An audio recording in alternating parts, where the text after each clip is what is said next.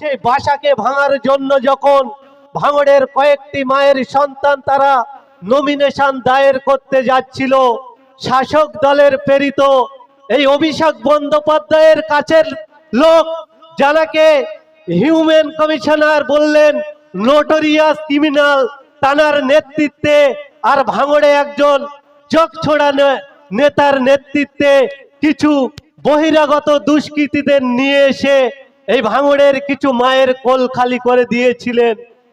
তাদের মধ্যে অন্যতম সন্তান হিসেবে আমরা জানতাম মহিউদ্দিন মোল্লা। দুঃসাহস নিয়ে তিনি কাটাতেন, সাহসীর পরিচয় দিয়েছিলেন যে ভাঙড়ের মানুষকে বাঁচাতে হবে এবং পঞ্চায়েত অফিসগুলো যেভাবে দুর্নীতির আতুরঘর তৈরি করেছে, মানুষের পঞ্চায়েত উপহার দেবার জন্য মহিউদ্দিন মোল্লা থেকে শুরু করে, রেজাউল গাজী থেকে শুরু করে, হাসান ভাই থেকে শুরু করে এই ভাঙড়ের অগণিত মায়ের সন্তানরা তারা নমিনেশন দায়ের করতে যাচ্ছিলেন। কিন্তু দুর্ভাগ্য কারণে অভিষেক বন্দ্যোপাধ্যায় ওইদিকে বললেন যে বিরোধীরা যদি নমিনেশন না করতে পারে আমরা দাঁড়িয়ে থেকে নমিনেশন করে দেব। আর তানারই প্রেরিত এই শওকত মোল্লার নেতৃত্বে, এই হারমাদের নেতৃত্বে, এই জেসিবি বুলডোজার বাবার নেতৃত্বে সেই দিনে ভাঙড়ের কিছু অগণিত মায়ের সন্তানদেরকে কোলখাড়ি করে দিয়েছে। আজকের এই জাগুলগাছি অঞ্চল সেই শহীদদের প্রতি সমবেদনা জানানোর জন্য তাদের স্মৃতিকে মাথায় রেখে আজকের রক্ত অর্পণ শিবির তারা দায়ের করছেন। আজকের এই জাগুলগাছি অঞ্চল বলে নয়, নওশাদ সিদ্দিকী মহাশয়ের নেতৃত্বে, ভাঙড়ের বিধায়কের নেতৃত্বে এই ভাঙড়ের প্রতিটি অঞ্চলে এই রক্ত অর্পণ শিবির অনুষ্ঠিত হচ্ছে। আমরা দেখেছি যে বিধায়ক নওশাদ সিদ্দিকী মহাশয় যেদিন থেকে তিনি এই রক্ত অর্পণ শিবির শুরু করলেন, এই রক্তদান শিবিরে একটা নূতন জোয়ার চলে আসলো।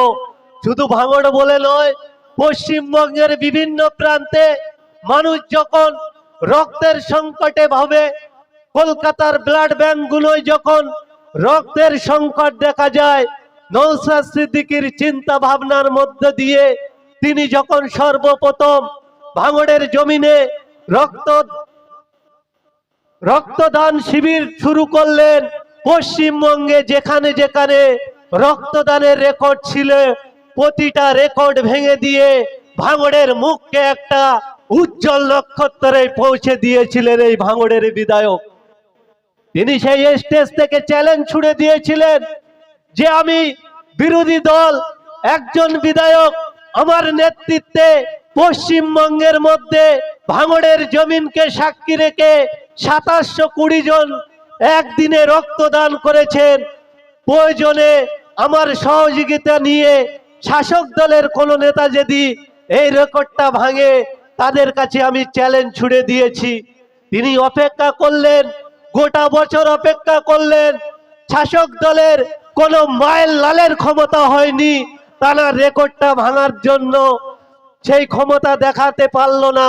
তারপরের বছর নওশাদ সিদ্দিকী মহাশয়ের রেকর্ড, আবারও নওশাদ সিদ্দিকী মহাশয় 3467 জন একদিনে রক্ত দিয়ে প্রমাণ করে দিয়েছিল। তাই আজকের ডেটে আমরা বলতে পারি পশ্চিমবঙ্গে রক্তদান শিবিরের মহা ক্যাপ্টেন ভাঙড়ের বিধায়ক পীরজাদা নওশাদ সিদ্দিকী মহাশয়। সাথী বন্ধুগণ, রাজনৈতিক আলোচনার মঞ্চ এটা নয়, তারপরে বলি এরকম একটা বিধায়ক যখন মনুষ্য জাতকে বাঁচানোর চেষ্টা করে, এমন একটা বিধায়ক বাংলার মানুষ যখন নিপীড়িত অসহায় বঞ্চিত হয়, যেখানে আক্রান্ত হয়ে যায়,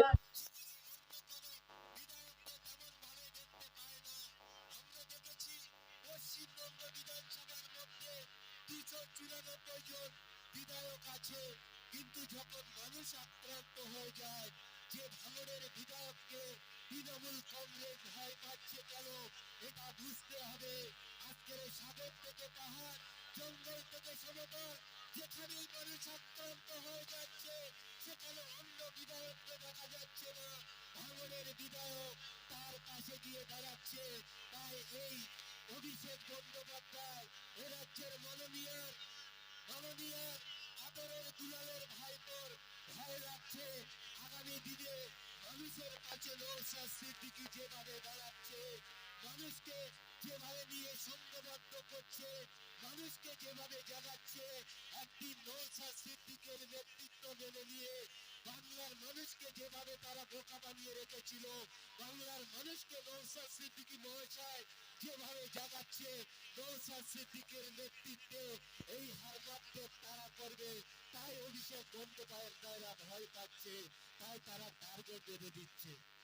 আমরা বলি অভিষেক বাবুকে, আপনি ভাঙড়ের মানুষের সঙ্গে চ্যালেঞ্জ করতে আসছেন, ভাঙড়ের মানুষ আপনার চ্যালেঞ্জকে অ্যাকসেপ্ট করে নিয়েছেন। আপনি স্টেজে দাঁড়িয়ে বললেন ভাঙড়টা জিতবে আর ভাঙড় জিতে যাবে, এটা আমরা বিশ্বাসী নয়। আপনারা তো দলতন্ত্রে বিশ্বাসী, দলের লোকজনকে ক্যাডারকে লাগিয়ে বুথ বুথ ক্যাপসিং করে ভোট লুট করে জেতার কৌশল শিখে রেখেছেন।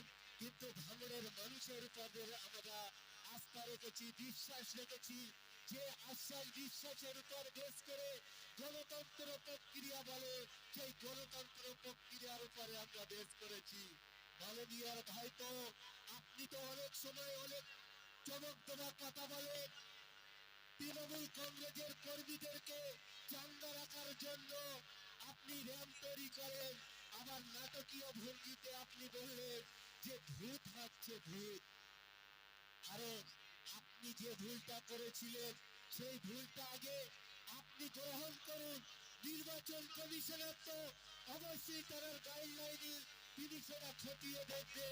আপনি তো বলেছিলেন যে এ রাজ্যে যদি বিরোধীরা নমিনেশন না করতে পারে তাহলে আপনি নাকি দাঁড়িয়ে থেকে নমিনেশন। তাই সংক্ষিপ্ত বক্তব্য নয়, এলাকার যারা আছেন আপনাদের কাছে একটা অনুরোধ, শাসক চমকাবে ধমকাবে তাদের কথায় কর্ণপাত না দিয়ে নিজের অধিকার ফিরিয়ে নেওয়ার জন্য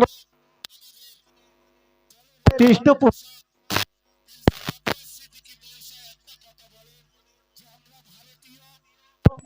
আমরা গর্বিত, ভিক্ষা নয়, অধিকার চাই। নিজেদের অধিকার পাওয়ার জন্য নিজেদের ইচ্ছা শক্তিকে জাগিয়ে এবং